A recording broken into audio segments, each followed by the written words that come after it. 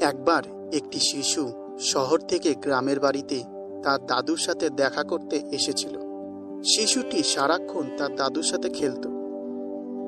একদিন সে তার দাদুকে বলল, দাদু, আমি যখন বড় হব আমি একজন সফল মানুষ হতে চাই। আমাকে সফল হওয়ার কিছু উপায় বলুন।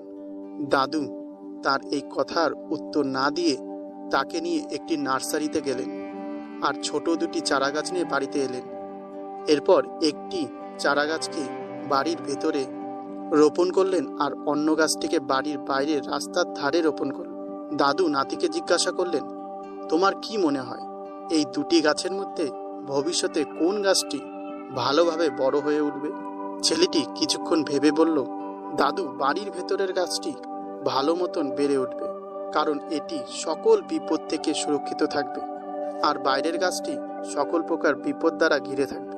দাদু হেসে বলল, দেখা যাক ভবিষ্যতে কি হয়।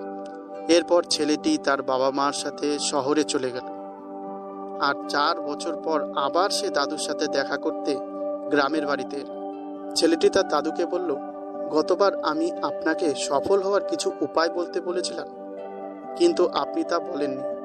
এবার আপনাকে তা বলতে হবে।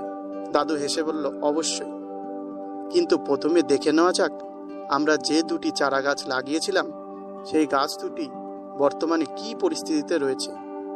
বাড়ির ভেতরের গাছটি বড় হয়ে উঠেছে আর বাইরের গাছটি রাস্তার ধারে ডালপালা বিস্তার করে বিশাল আকার ধারণ করেছে আর পথ চলতি মানুষদের ছায়া দিয়ে চলেছে।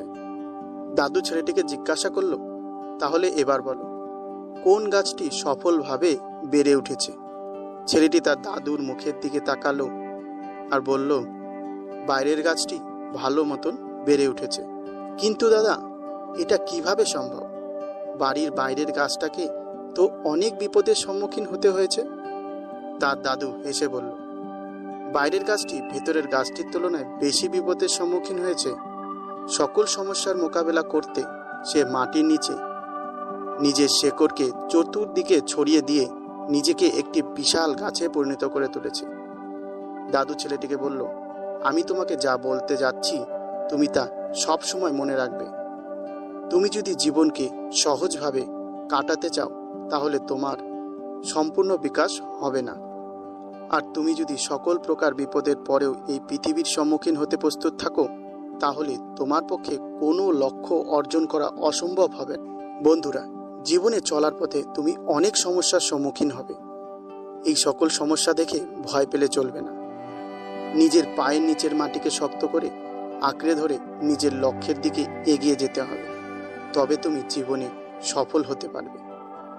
আশা করি বন্ধুরা এই গল্প থেকে তোমরা কিছু শিক্ষা অর্জন করেছো, আর এই শিক্ষাকে নিজেদের জীবনে বাস্তবায়ন করার চেষ্টা করো। দেখবে তুমি সফল হবে। ভালো থাকো, খুশি থাকো।